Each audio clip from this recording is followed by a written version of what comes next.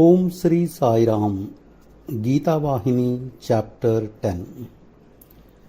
Qualities of a wise person, kinds of sacrifice or spiritual offerings, the qualities of Guru and disciple. Dhananjaya, people are entitled to be called Pandits only if they have seen clearly the distinction between action, karma, and non-action. If they have only stuffed in their head what they read in books, they are not Pandits. The Pandit must have an intellect that grants the vision of the truth. When that vision is gained, all action becomes ineffective and harmless. The fire of wisdom has the power to consume and burn karma. Some people say that a wise person, jnani, must perforce suffer the consequences of action in previous birth, prarabdha karma. They cannot be escaped.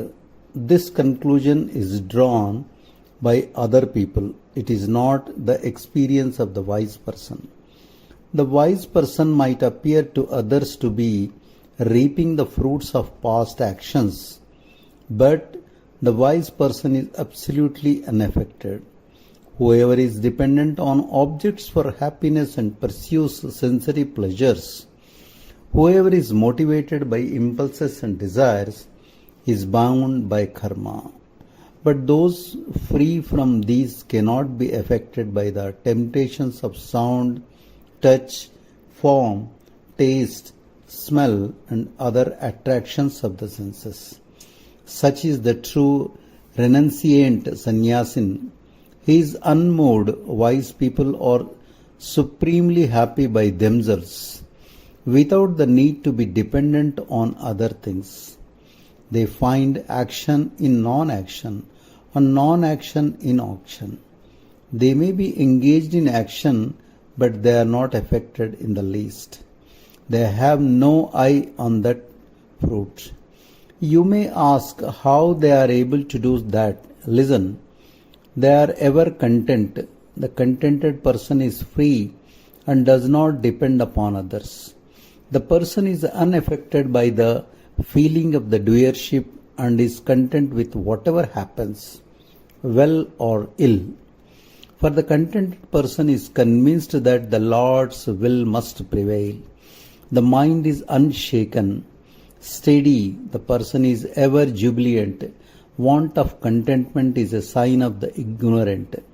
Those who give up the goals of human life, purusha arthas, and walk the path of sloth, how can they be said to be happy? Whatever happens, contentment is the treasure that is owned by the wise one. It cannot be owned by the ignorant one, who piles one wish on another and builds one plan after another, who pins perpetually, worries themselves, and sets the heart ablaze with greed. Wise people are not mastered by the dualities of joy and grief, victory and defeat, gain and loss. They are behind duality. They scorn hatred and never allow it to affect them. Both the embodiment, Swarupa, and the innate nature, Swabhava, of the Atma guarantee that it is unaffected. It is unattached. It is uninfluenced by anything that is not Atma. It has neither birth nor death, hunger nor thirst, grief nor delusion. Hunger or thirst are qualities of life. Birth and death are characteristics of the body. Grief and delusion are affections of the mind. So, Arjuna, do not assign any status to these. Know yourself as the Atma. Give up all delusion and become unattached. Be like the lotus leaf in the marshy lake of change. Do not get smeared with the mud around you. That is the sign of detachment in it.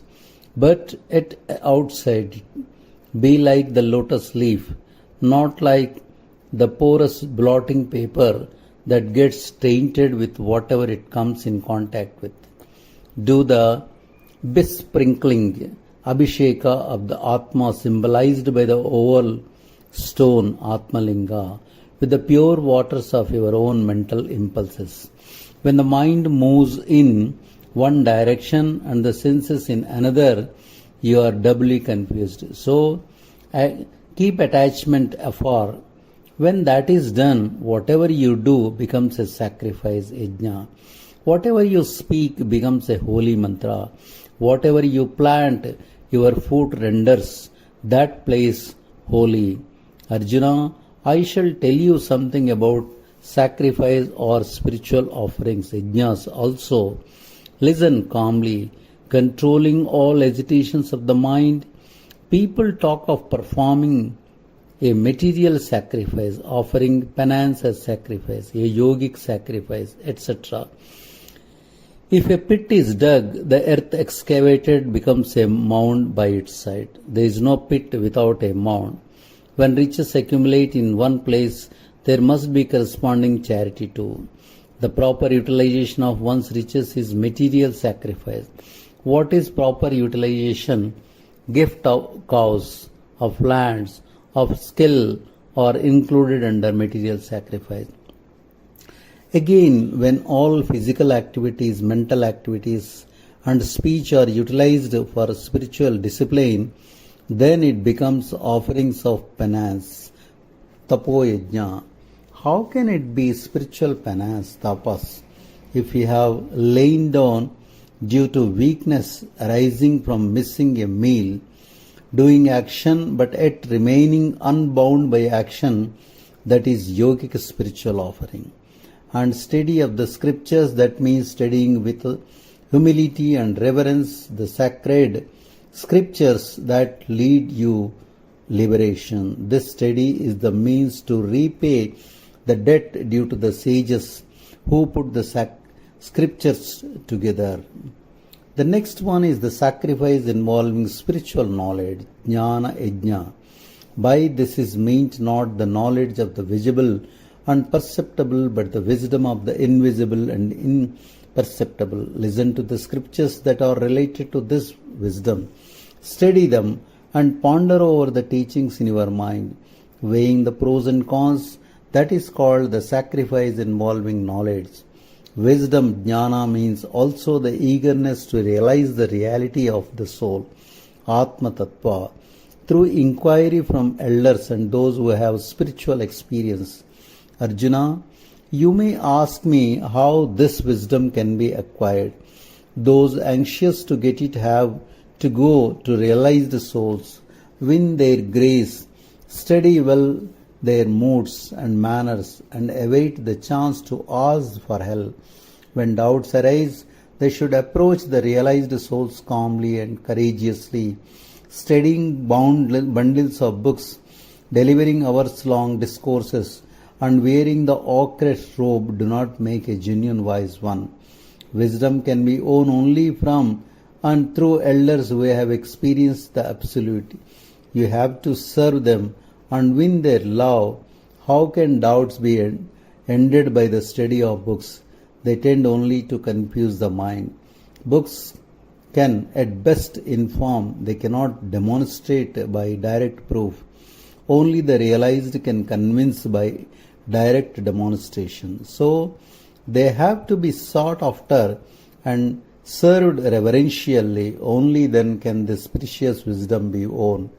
No amount of sea water can slake one's thirst. No amount of study of the scriptures can solve doubt. Besides, the aspirant for wisdom must have not only devotion and faith, they should also be simple and pure.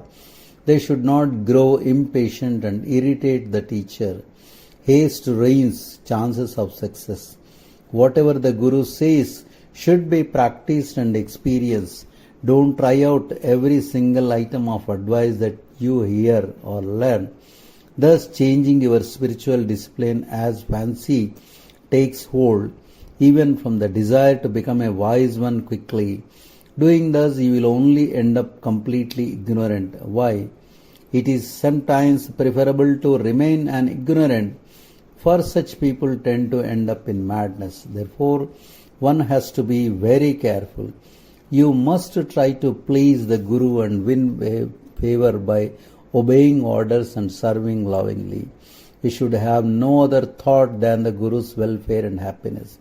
Give up all else and win the Guru's grace, then wisdom is yours. Instead, if you are disobedient and critical through egotism and want of faith, you cannot be blessed by the vision of the truth, and you will be plunged into gloom. Just as the cow takes her calf near upon seeing it, so the Guru will draw the disciple to their presence and give the disciple the milk of grace. The disciple ought to be of sterling character, then just as a clean piece of iron will be attracted by the magnet, the disciple will receive the immediate attention of the teacher. Disciples can inquire into the qualifications of the Guru. In fact, they ought to, for they need a teacher. Arjuna, I shall describe the characteristics that a teacher should possess. The teacher must have not merely book knowledge, but the wisdom derived through the direct experience. The teacher must be established in the reality, that is, in the steady contemplation of Brahma, Nikshita. Mere knowledge of the scriptures is incompetent to grant liberation. It can at best help in gaining a living. Why? There are some who by sheer self-experience have won liberation without the grain of knowledge of the scriptures. But such people cannot save disciples who are pestered by doubt. They cannot understand their difficulties and sympathize with them. There are thousands and thousands of people who are gurus in name only. All those in saffron are now gurus, even though who smoke marijuana are gurus. All those who indulge in discourses are gurus. All who write books are gurus. No one can claim the name by wandering over the country and learning to argue.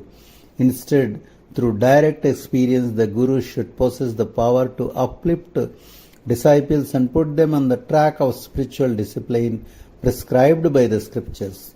Of what use is argumentative skill? Whatever is said and done by him must have the sanction of the scriptures. Sporting things imbibed from books in long speeches that move the listeners from one wave of excitement to another does not make a guru. They may be heroes in lecturing, but they are zeros in spiritual discipline and in the mastery of the spiritual field. They can be schoolmasters, but they cannot confer devotion or point the way to liberation. These gurus attain only that stage, and the disciples who resort to such gurus get just that. They have as much value as the books that contain all the matter that they pour forth. Many unwary spiritual aspirants are attracted by the magic of the words and the verbal gymnastics of such showy gurus. The gurus may be called pandits and may give lectures, but just because of this, they don't become entitled to grant the boon of wisdom. They can be done only by avatars, people who represent divine attributes and glory, and wise people who have attained the highest good of spiritual discipline and have tasted the supreme bliss, who have realized the absolute. It is no use claiming a fraction of this or that experience. The experience must be of the full and itself full. Those who know only a fraction will take you up to a certain point and leave you there in the middle region, like Trishanku, who was hung between heaven and earth. The Guru must study the virtues and qualities of aspirants who seek guidance. The Gurus must not be moved or prejudiced by their wealth, status or position. The Guru must be able to judge aspirants' hearts their real nature, the Guru must act as the alarm clock for disciples who are caught in sleep of ignorance. If the Guru is a miser and the disciple is a sloth, who be to both? Thus Krishna taught Arjuna very clearly the qualifications of both the Guru and the disciple, their conduct, scholarship, virtues and weaknesses, activities and characteristics. These valuable gems of advice were addressed not only to Arjuna but the whole world. All who seek to become either gurus or disciples must pay attention to these precious words. The natures of the gurus and the disciples of today are in keeping with the low standards of today. In ancient times, a guru could be found only with great difficulty. Thousands of eager seekers searched for the forest for them, for they were so rare and precious. Now gurus are available by the dozens at every street corner, but true disciples are declining in number. Both are deteriorating fast, and each is becoming like the other, suited to the other's level. The gurus have been reduced to the necessity of feeding and fostering disciples. Not that it is wrong when the disciples are worthy, but the gurus are afraid of the disciples deserting them, so they cater to their tastes and fancies. The disciples claim to be gurus' sons, to be residents of ashrams, spiritual aspirants, etc. But their lives are untouched by the ashram atmosphere, spiritual exercises, or qualities of the virtuous. They don't have even elementary gratitude to the Guru. They mouth slogans like dedication to God, but their acts reveal only dedication to the body. Besides, the disciples lay down conditions. Their desire for recreation, easy living and comfort has to be honored by the Guru.